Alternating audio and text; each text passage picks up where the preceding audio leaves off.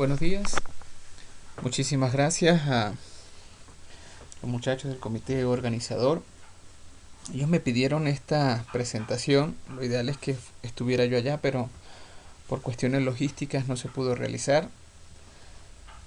Durante estos breves minutos lo que voy a hacer es darle una introducción a lo que es el programa de formación de investigadores. Esto forma parte de la sesión 2. Al final les voy a dar el link y ellos les deben repartir a ustedes la plantilla donde está el link de la sesión 1. El objetivo es que entiendan el esquema o la estructura básica que lleva desarrollar un proyecto de investigación. Aprendan lo práctico que puede ser, lo importante que son los elementos básicos y que se les quite el miedo que siempre se le introduce o se le da a la gente cuando va a hacer un trabajo de investigación. Entonces lo que voy a hacer es guiarlos sobre la guía un paso. Empezar volviéndose un experto en el tema, porque si no conoce el tema que va a estudiar, va a perder mucho tiempo y va a hacer que los demás pierdan mucho tiempo también. Encuentre un tema y luego el paso 2, encuentre un tutor que le ayude a buscar una pregunta de investigación y luego cómo resolverla. Esos son los dos primeros pasos que debe realizar. Y la sesión 1 que está en YouTube se trata de esos dos. Luego viene el tercer paso, que es esta presentación. Cómo escribir el proyecto, y luego debe tener retroalimentación de nuevo con el tutor para ver si está bien. Entonces, igual que en un equipo de fútbol, usted tiene que tener alineado los jugadores. Si usted está dirigiendo un equipo de fútbol, el secreto está en que usted tiene que tener un buen portero, un buen defensa en el medio, un buen central, un buen mediocampista y un buen goleador. Todo lo demás va alrededor de esa línea central. Entonces más o menos así es un proyecto. Usted tiene que tener muy bien alineada la pregunta, la hipótesis y los objetivos. Si usted lleva alineado eso, todo lo demás es complementario. Si esto está mal, todo lo demás va a estar mal. ¿Ok? Entonces, cuando vean la plantilla que se les envió, se van a dar cuenta que hay una serie de preguntas a las cuales usted debe responder. Y las respuestas en ejemplo están en letra cursiva. Entonces aquí, por ejemplo, está: ¿cuál es la pregunta de investigación? En este caso, para el trabajo de ejemplo es: ¿cuál es el número de adultos con diabetes en Venezuela? De acuerdo a eso, usted plantea una hipótesis, más o menos qué es lo que usted espera encontrar. Por ejemplo, un 10% de los adultos de Venezuela padecen diabetes. Entonces trate de ser preciso con la hipótesis que usted plantea. Y en base a la pregunta y la hipótesis, usted expone un objetivo. Y la primera palabra que debe redactar en el objetivo debe ser un verbo. En este caso es determinar la prevalencia de diabetes en la población adulta de Venezuela. Cuando usted estudia bastante el tema, céntrese en estas tres primeras preguntas.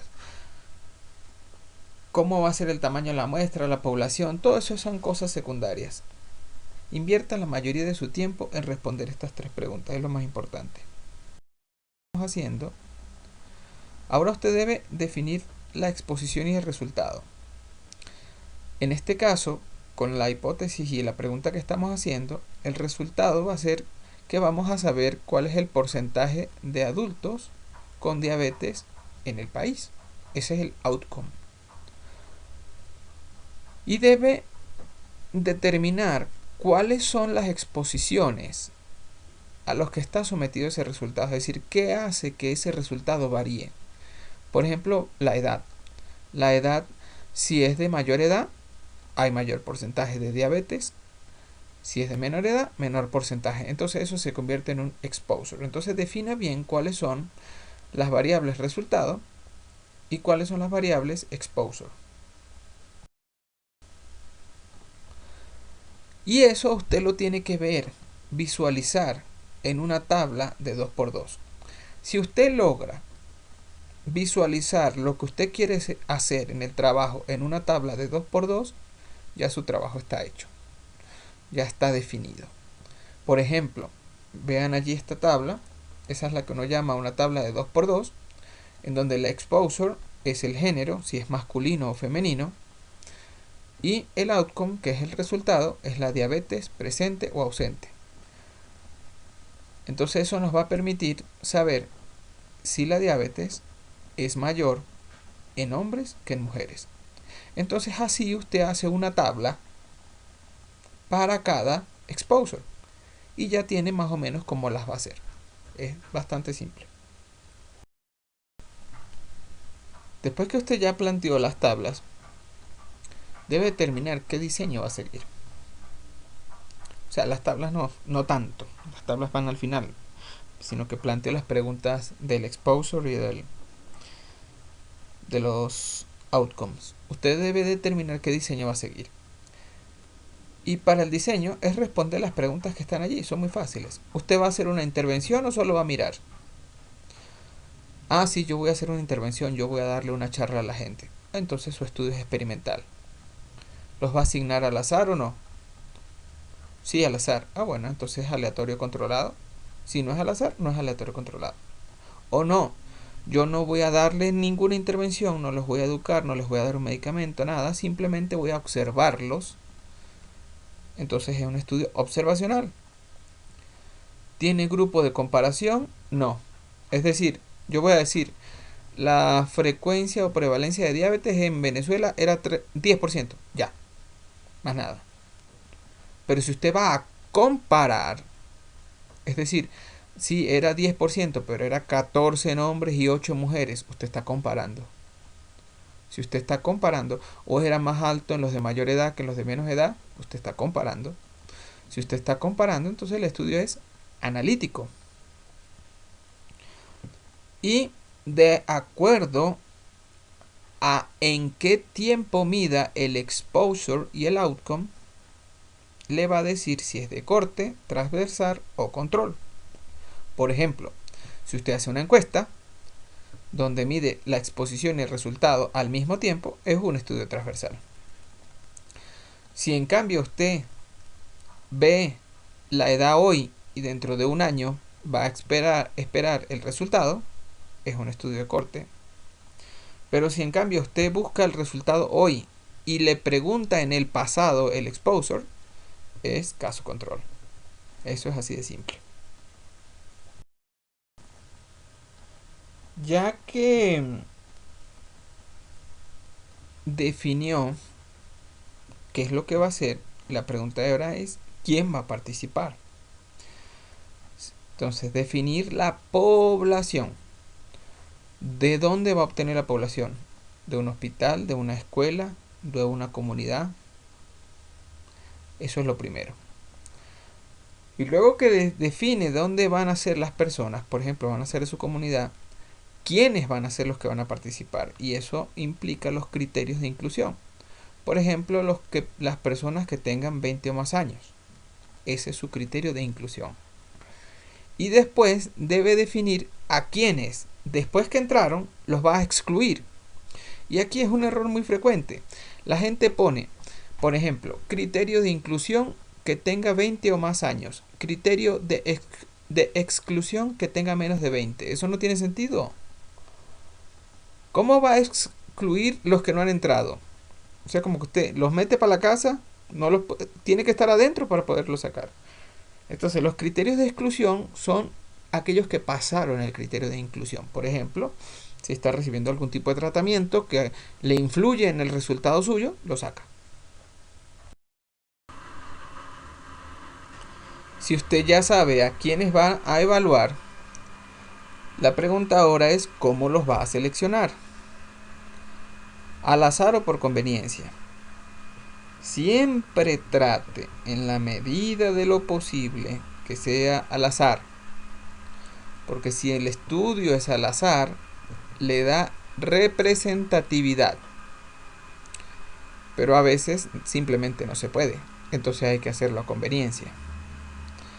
Y allí le doy alguna serie de modelos al azar que usted puede escoger para decidir cómo va a incluir los participantes del estudio. Después que define dónde y quiénes, tiene que definir cuántos. Y eso es muy importante, que vaya alineado con el objetivo. Por ejemplo, en el trabajo,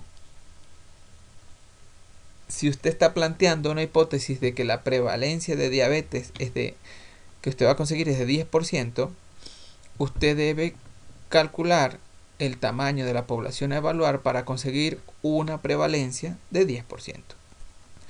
Y ese 10% no es que a usted se le ocurre y viene como algo mágico, no, tiene que ser en base a estudios previos.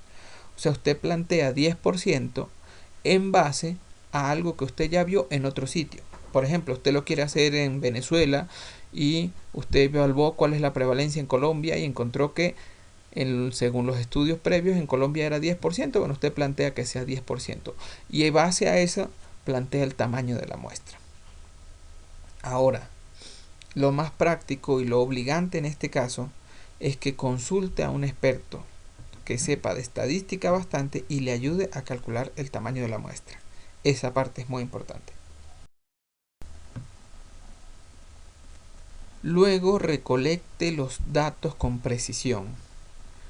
Tome las cosas con rigurosidad científica. Por ejemplo, a veces los muchachos estudiantes de medicina hacen despistajes de hipertensión arterial y eso lo toman como dato de investigación. Y el despistaje lo hacen al lado de un tremendo escándalo con un montón de gente pasando por enfrente. Esa toma de presión arterial no tiene validez pronóstica. Entonces no sirve. Tienen que tomar los datos con precisión y rigurosidad. Entonces deben estudiar muy bien cómo se hizo en otros estudios. Y deben expresar cómo van a definir esa variable. Porque cuando uno les pide definición de variables, por ejemplo, ahí está el ejemplo, hipertensión arterial, es el aumento de la presión. No, eso no es. Es cómo va a decir usted que una persona es hipertensa. Ah, si tiene la presión arterial entre tanto o tanto.